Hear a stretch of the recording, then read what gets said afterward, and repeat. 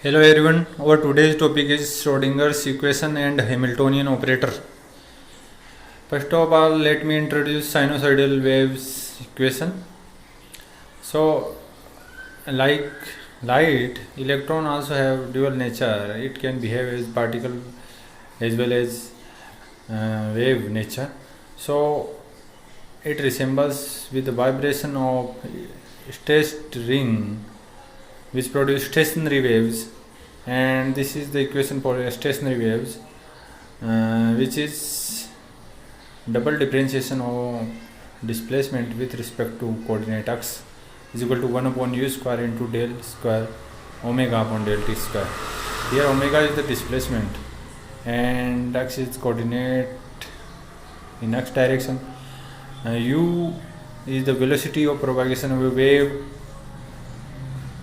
Here omega, which is displacement, is the function of x and t. So omega can be expressed as omega is equal to fx into gt. Fx is the function of x and gt is the function of time, and fx doesn't depend on time and gt doesn't depend on x coordinate. So, and the value of gt is equal to a sine 2 pi nu t. Here a is the amplitude and nu is the frequency and t is time.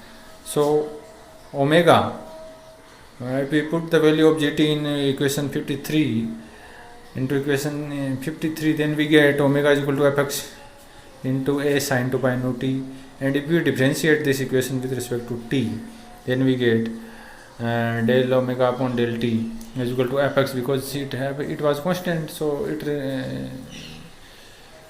it remains as it is, and the differentiation of a sine 2 pi nu t is equal to a cos 2 pi nu t into 2 pi nu.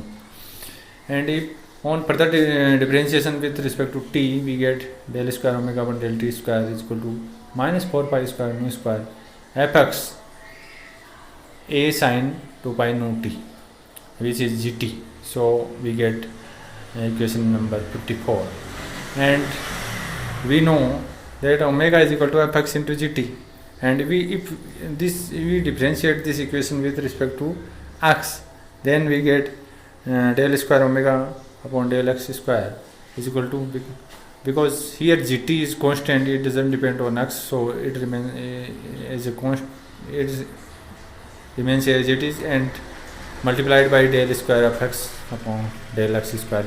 So we get equation 55. On combination of equation 55 with 52 and 54, we get another equation. Here you know, we have the value of del square omega upon del t square is by equation 54, and we know the value of del square omega upon del x square by equation 55. If you put both the value in equation 52, then we get equation number 56. So del square fx upon del x square is equal to minus 4 pi square nu square fx upon u square.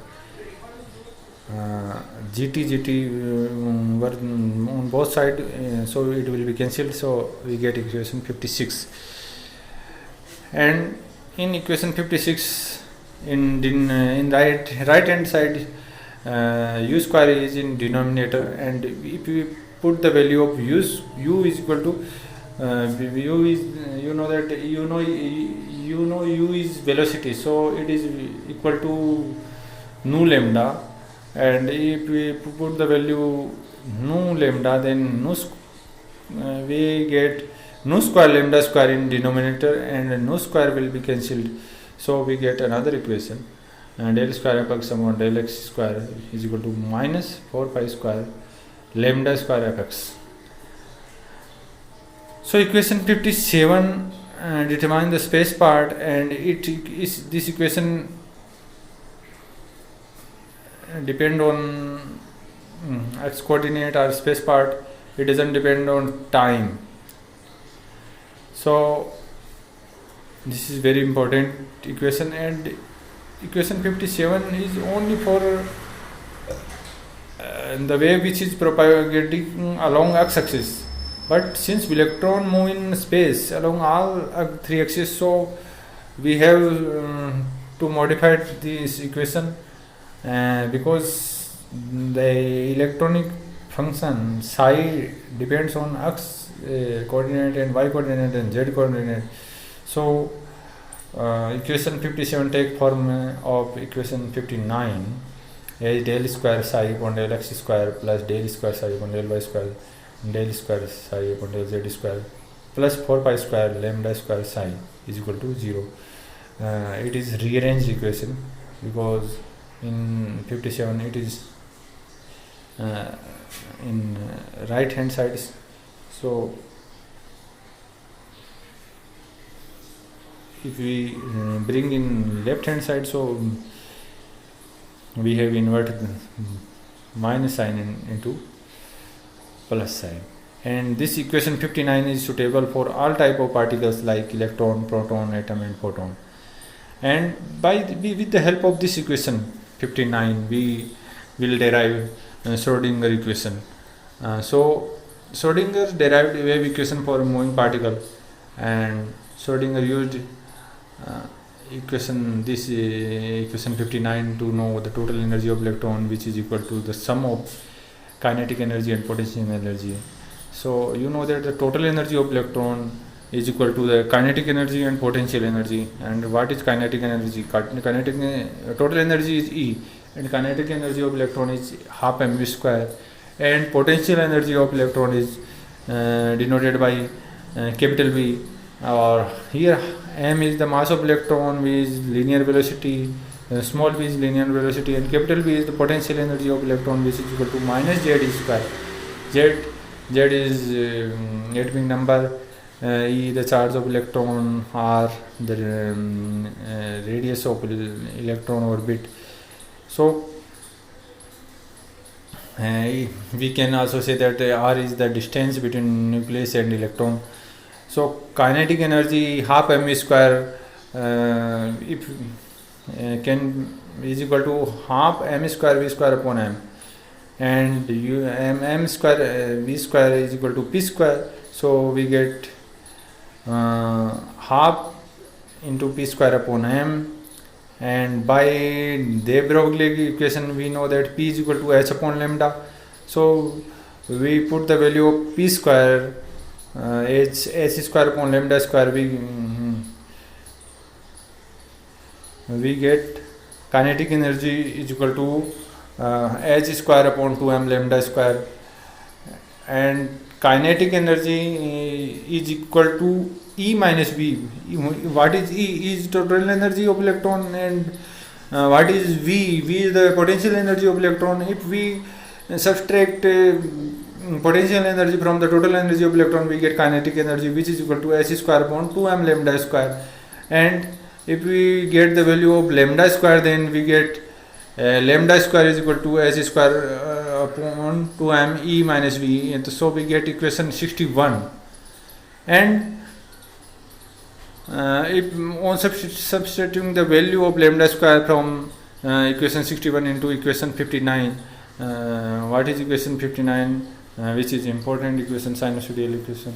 So we get if we put the value of lambda square, then we get the important equation, so which is known as Schrodinger equation, del square psi upon del x square plus del square psi upon del y square plus del square psi upon del z square plus 8 pi square m E minus V upon h square psi is equal to 0. So this equation is independent of the time. There is no term which depends on the time, so we get important equation, Schrodinger equation. And we can also rearrange it and find out the Hamiltonian operator.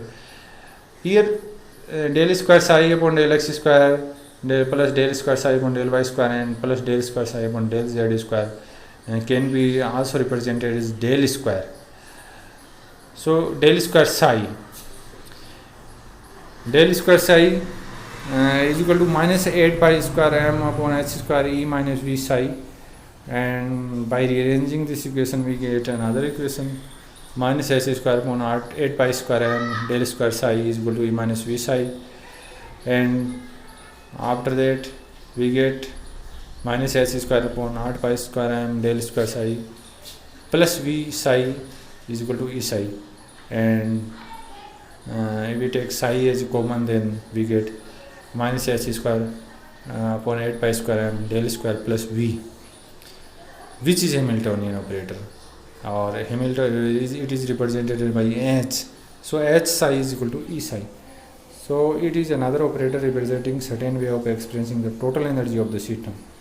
It represents the total energy of the system, is known as Hamiltonian operator. So this chapter is over. Thanks, and please like the video, and if you have any query you can mention in the comment box. Thanks.